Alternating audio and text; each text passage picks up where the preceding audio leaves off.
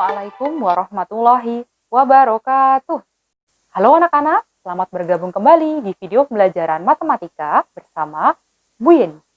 Belajar matematika asik dan menantang. Sebelum kita memulai pembelajaran hari ini, marilah kita berdoa terlebih dahulu agar ilmu yang kita pelajari nantinya dapat bermanfaat. Berdoa dimulai. Berdoa selesai. Di video pembelajaran kali ini, kita akan mempelajari tentang denah. Nah, di antara kalian, apa ada yang sudah pernah melihat denah? Ya, betul. Denah sering kita temui pada undangan pernikahan. Atau di sekolah kita juga ada denahnya loh. Bisa kalian lihat ya, nanti denah lokasi ruangan yang berada di sekolah. Kemudian di tempat-tempat wisata. Nah, fungsi denah itu sendiri ialah untuk memudahkan seseorang dalam menemukan suatu lokasi tertentu.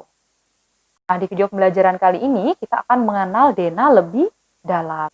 Di antaranya adalah kita akan memahami definisi dari denah.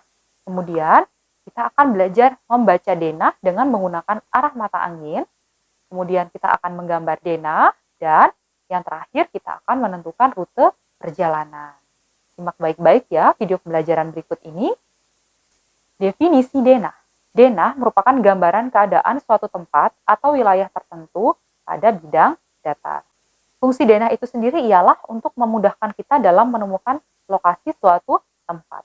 Sebelum belajar membaca denah, alangkah baiknya jika kita mempelajari tentang arah mata angin terlebih dahulu. Untuk apa sih kita belajar tentang arah mata angin? Kita belajar arah mata angin karena untuk memahami dan membaca letak suatu tempat pada denah diperlukan pemahaman tentang arah mata angin. Jadi, ada 8 arah mata angin ya yang biasa digunakan pada peta, kompas, ataupun pada denah. Seperti berikut ya, bisa kalian lihat. Nah, untuk lebih memahami tentang 8 arah mata angin, kita belajar menggunakan lagu yuk, supaya belajarnya lebih mudah. Oke? Kalian ikuti Bu Yeni ya. Siap? 1, 2, 3. Timur, tenggara, selatan, barat, daya, barat, barat, laut, utara, timur, laut. Bisa kalian pahami ya, nanti bisa kalian coba sendiri. Belajar 8 arah mata angin sambil bernyanyi. Insya Allah kalian akan lebih mudah dalam memahami 8 arah mata angin jika sambil bernyanyi. Oke? Berikutnya kita langsung belajar membaca denah ya, dengan menggunakan 8 arah mata angin. Nah, bisa dilihat ya, terdapat denah lokasi suatu tempat dilengkapi dengan 8 arah mata angin. Jika ada pertanyaan seperti ini, seperti contoh nomor 1, bagaimana ya cara membaca denahnya? Yuk kita belajar bersama. Rumah Jesse berada di sebelah titik-titik-titik rumah Aditya. Nah, maka kata kuncinya adalah jika terdapat titik-titiknya di tengah, kemudian setelah titik-titik masih terdapat kalimat lagi, kalimat di akhir, maka kalimat yang di akhir itu, yaitu rumah Aditya, menjadi acuan kita. Jadi acuan kita berada di rumah Aditya. Jika kita berada di rumah Aditya, di manakah rumah Jesse? Ya, rumah Jesse berada di sebelah bawah rumah Aditya. Berdasarkan arah mata angin, jika mengarah ke sebelah bawah, berarti mengarah ke arah selatan. Betul. Jadi jawabannya adalah rumah Jesse berada di sebelah selatan rumah Aditya. Paham ya? Contoh yang kedua. Kantor pos berada di sebelah barat dari titik-titik-titik. Nah, kantor pos di mana kira-kira? Ya, betul di sini ya kantor pos ya. Nah, kantor pos berada di sebelah barat. Nah, kalau pada arah mata angin, sebelah barat itu mengarah ke sebelah kiri.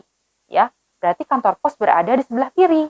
Untuk mengetahui kantor pos berada di sebelah barat dari gedung apa, karena kantor pos berada di sebelah kiri, maka kita melihat di sebelah kanan kantor pos terdapat gedung apa ya? Ya, betul, terdapat rumah Bayu. Jadi jawabannya adalah kantor pos berada di sebelah barat dari rumah Bayu. Berikutnya kita akan menggambar denah letak benda atau tempat.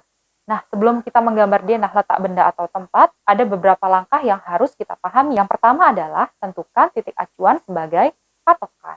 Dalam menentukan titik acuan, pilih tempat yang dikenal banyak orang, seperti kantor pos, masjid, rumah sakit, sekolah, mal, hotel, dan lain sebagainya. Kemudian yang kedua adalah menentukan arah titik acuan pada bidang gambar. Dan yang terakhir atau yang ketiga, kita menggambar letak benda atau letak tempat yang dimaksud. Nah, berikut ya contoh gambaran dalam menggambar denah. Pada contoh gambar denah tersebut, titik acuannya adalah rumah Adit.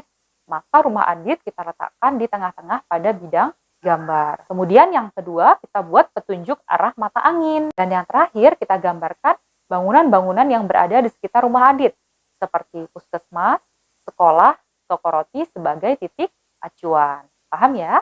Yang terakhir adalah menentukan rute perjalanan. Nah, apa sih yang dimaksud dengan rute perjalanan?